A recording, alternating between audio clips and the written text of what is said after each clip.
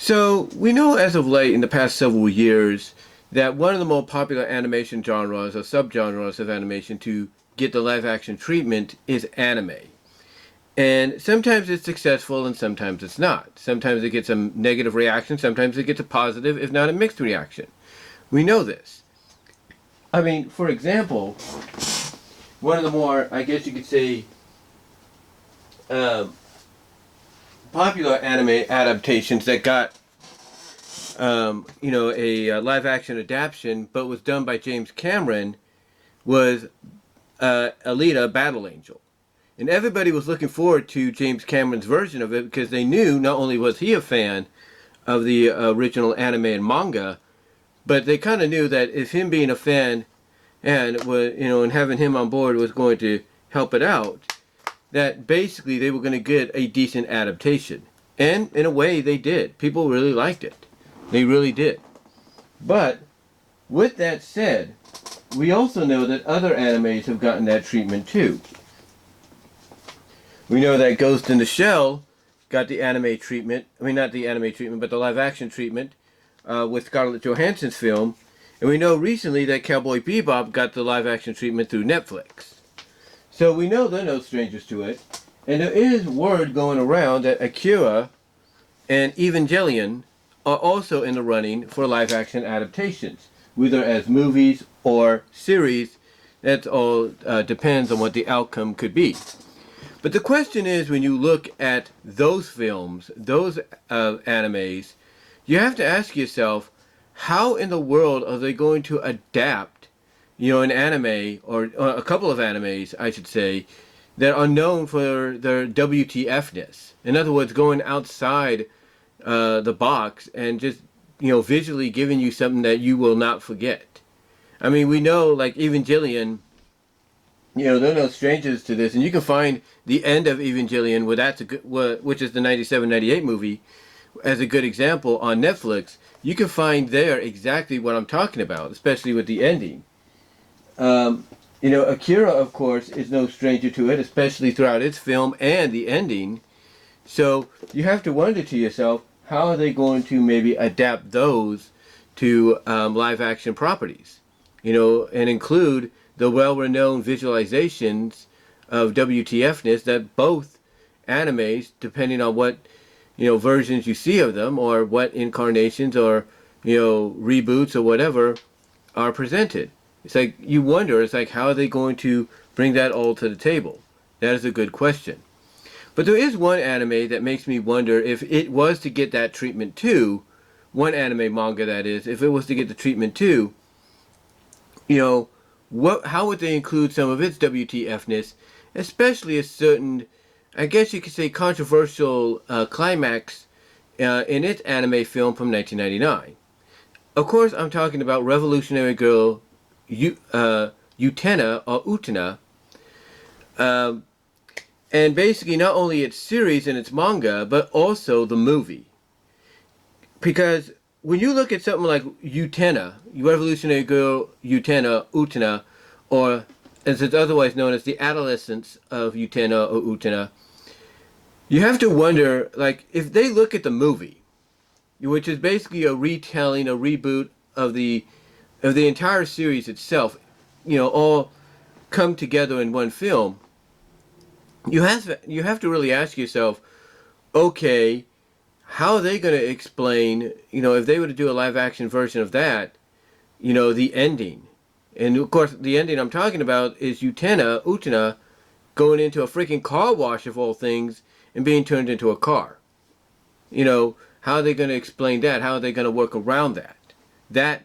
That's always an interesting question, as well as you look at some of the other WTF-ness throughout the film and even the series that is based off of as well, the manga and the anime. Because we've seen some weirdness in those versions of Utena, before the movie. Like with one of the characters turning into a cow, the other turning into a cow to kind of be by her side as its calf or whatever.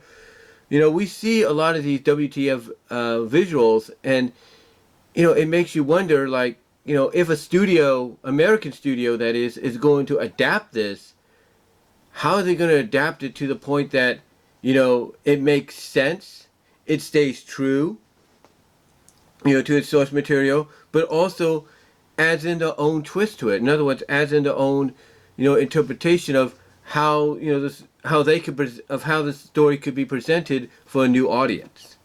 These are a lot of questions that people would have when coming to, people in studios, I should say. Almost lost my train of thought there. I was trying to think about what I was going to say. Have to really ask themselves when it comes to, making these films, making these live action series adaptations. They got to ask themselves, okay, how do I keep the essence of the property that people know and love true to its form, as well as maybe adapt some iconic scenes that it's known for, but also give it its own originality that seems fresh and new for a newer audiences that may not know about it until later on, or basically go and research and find out about it, and then that by extension piques their interest to go see it, or tune into a streaming service or whatever it's at to see it.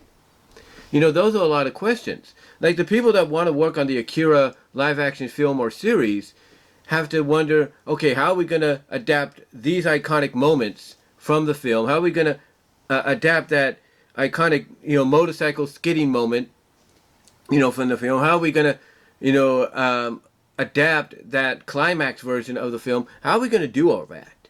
Those are questions they have to wonder. And yeah, the answers could be simple as, CGI, special, CGI effects and everything, and that's true. VFX, CGI, SFM, whatever you call it. Yeah, that is definitely, one way to look at it as, an opportunity to adapt these kind of moments. But again, you have to look at the fact that even with that at the disposal, sometimes they don't really go that far. Sometimes, like I said, they'll try to adapt it or try to pay homage to it or try to maybe do something that's similar to it, but do it in a way that feels more original and fresh. I mean, a lot of people look at what they did with Ghost in the Shell with Scarlett Johansson in that film and everything, and they're like, well, yeah, that was a good adaptation or decent adaptation, but it wasn't what we would expect, because when you look at, Ghost in the Shell, you expect any adaptation of this to be what you see here. You don't expect it to be anything else. You don't expect it to be anything else except a straight adaptation or almost straight adaptation of this. And that's why some people were not so hard, as far as I know, on the Scarlett Johansson film. Yeah, they weren't happy with the choice of who was going to be the major or the name change to basically justify that choice. But to them, it's like, why go in this direction, with this change and not stay true? And the reason being is because they were making a Ghost in the Shell movie, live action movie, that not only stayed true to the original source material, in a sense, kind of loosely stayed true to it, but also basically gave something fresh and new for Western and international audiences, that may not be new to the, may not be, well, I wouldn't say new, but may not be in the know of what Ghost in the Shell is. So you have to take that into consideration, when it comes to things like Akira and Evangelion, and their possible live action adaptations in the future, whether they're series or movies. And again, that brings me to the Revolutionary Girl Utena possibility, or Utena possibility. How would they adapt a lot of iconic scenarios from that film and that series into their own version? How would they do that? Would they basically say, okay, we're gonna do a movie and we want to include the car scene? How are they gonna do that? Or, are they just gonna follow beat by beat, scene by scene, what you saw in the original anime film? Or are they gonna do it in a way that basically shows off their special effects team, the VFX team, the SFM team, if you know what I mean? If you kind of get what I'm saying.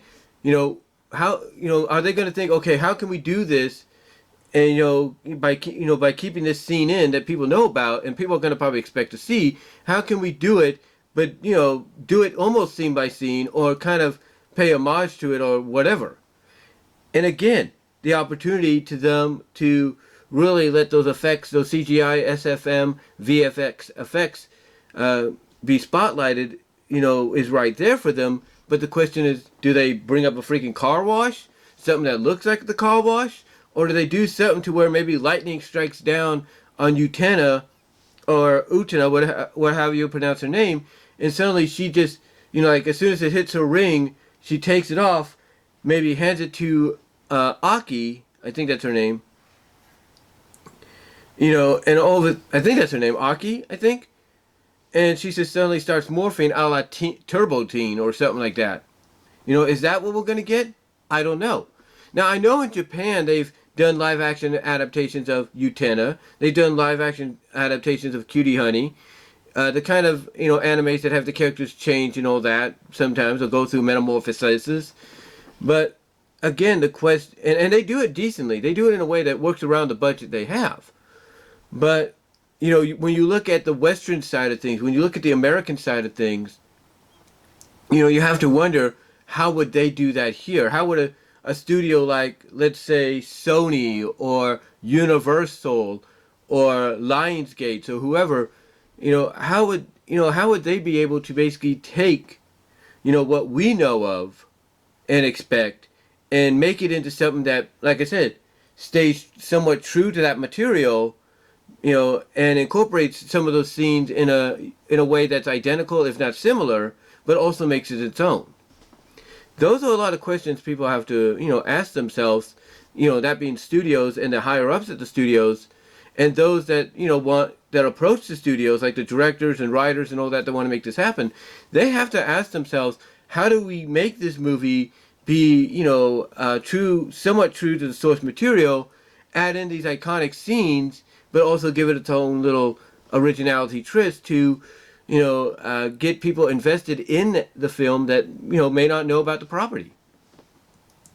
These are questions that if anybody out there is considering doing a Revolutionary Girl Utena movie, has to ask themselves, here on the Western side of the world. They gotta ask themselves that question.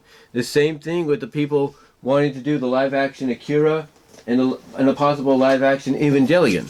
They got to ask themselves that question of, how do we adapt this to stay true to what it is, also try to incorporate, pay homage, or try to recreate in our own way those iconic scenes from it, as well as, the same with the Evangelion series, but also give it its own little twist of originality. How do you do that? How do you do that? It's going to be the question.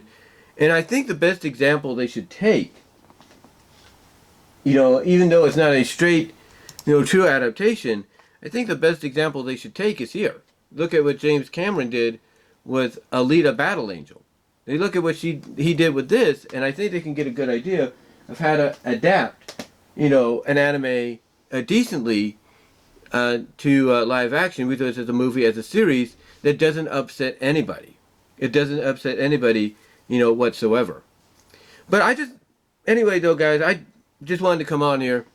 What I'm trying to say is, I just wanted to come on here and talk about this uncut, which is why I'm kind of stumbling a little bit on my words, because I'm trying to think about what I'm going to say, but as I say it, which is the purpose of uncut, unscripted, videos. That is, you think about what you're going to say while you're filming and everything.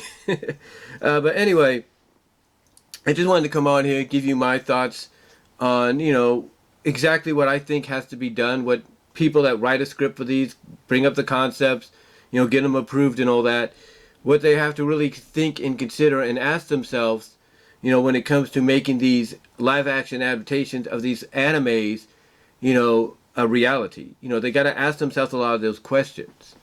But let me know what your thoughts are, guys. I know I sound a little ramblish here. I do apologize. But let me know what your thoughts are. Do you do you agree? What I'm trying to say is, do you agree that the directors and writers and even the studios have to be, really considerate of how they adapt an anime to make it kind of true to the source material, as well as incorporate scenes that people know about from the anime, as well as kind of give it its own little originality twist to make it, make this adaptation its own? What are your thoughts? Comment below, live chat during the premiere, like the video, super chat, super stickers are open during the live chat, as well as super thanks afterwards.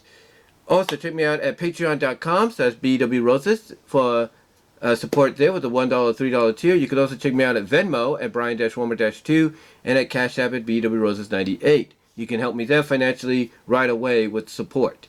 Also, you can check me out at BW Roses Discussions, all your favorite audio podcast locations except for Pandora. Also, check me out at VENMO for content you can't get here on YouTube. Also, check me out at my Teespring store and at DeviantArt at DeviantArt.com at BVW1979. But let me know what your thoughts are, guys. I would love to hear from each and every one of you on this. What are your thoughts? And until next time, I am out.